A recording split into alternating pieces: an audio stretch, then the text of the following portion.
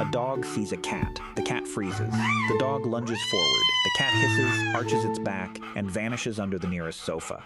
A perfectly quiet living room transforms into a chaotic battlefield in just one single second. Claws come out. Teeth show. The chase explodes before anyone can even react. Humans look at that exact scene and immediately say, of course, cats and dogs just hate each other. It feels incredibly obvious to us. They are the ultimate natural enemies. We see it in cartoons. We hear it in jokes. They are simply born rivals. But why? Why does this rivalry feel so automatic? Why does one small movement from a cat make a dog rush forward? Why does one step from a dog make a cat prepare for war? People usually call it hate, but animals do not live inside our human jokes. To understand what happens in that first dangerous second, we have to completely forget the cartoon. We have to look at raw biology. A dog does not see an ancient rival. A cat does not see a cartoon villain. They are simply driven by motion and survival. Dogs come from a long lineage of social hunters. They still carry neural systems built to respond strongly to fast movement. A small animal darts across the living room. The dog suddenly alerts. The eyes lock. The legs prepare. The dog becomes incredibly excited. But the cat does not share that excitement. To a cat, a dog is loud, large, and highly unpredictable. Cats are skilled hunters, yes, but they are also small enough to be vulnerable prey.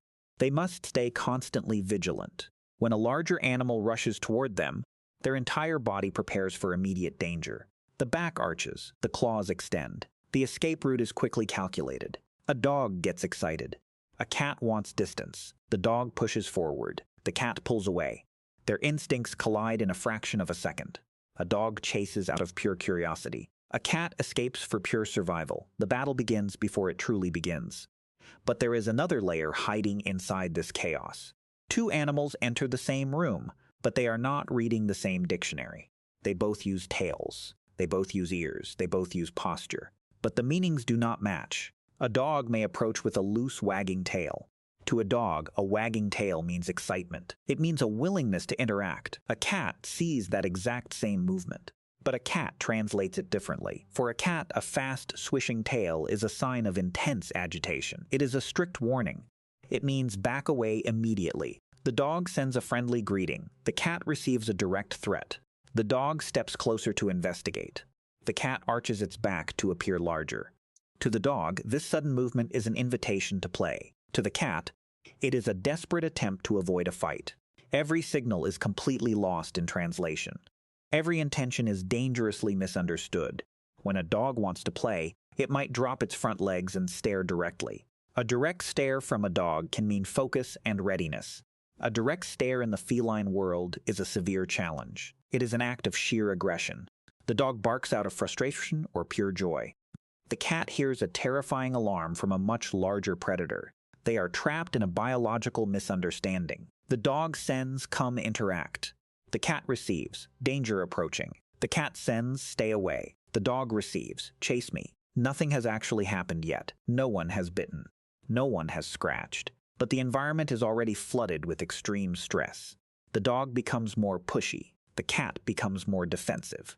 This is not hatred. It is a tragic collision of two completely different evolutionary languages. A dog expects a social partner.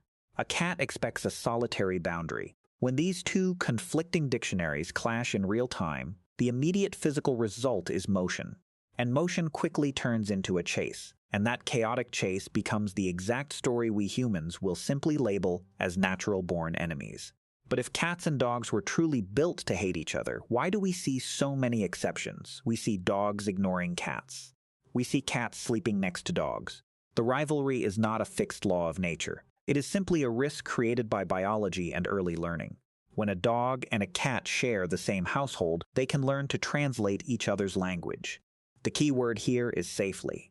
Not throwing them into a room together, not forcing an unnatural friendship, not letting the dog practice chasing for fun, not trapping the frightened cat in a corner with no escape route. Safe learning gives both animals the necessary time to build a brand new category in their minds. Over time, observing each other in a shared household, the dog learns that this specific fast movement is not prey. The cat learns that this specific large animal is not a disaster. They slowly begin to decode the other species. The cat figures out that a wagging tail just means a clumsy roommate. The dog realizes that a swishing tail means it is time to step back. They do not have to become best friends. Peace is already a massive achievement between two completely different predators. By managing the environment, giving the cat height and distance, and rewarding the dog for calm behavior, the dangerous first second loses its impact. The switch does not flip. The room stays quiet, and the old cartoon story fades away. So why are cats and dogs enemies? They are not enemies. They do not carry a secret ancient hatred. We call them enemies because that first meeting activates very old systems very quickly. A dog sees movement and chases. A cat sees an approach and defends. The chase begins, and humans give the scene a simple name. But the real story is much sharper than that. It is a clash of speed and caution, a clash of social approach and private space, a clash of two biological dictionaries that use the exact same signals with entirely different meanings. That is why the rivalry feels so automatic. A cat and a dog can stand in the exact same living room and experience two completely different worlds. Neither one of them is evil. Neither one is planning war. And when curiosity runs directly toward danger, the oldest chase in the house begins.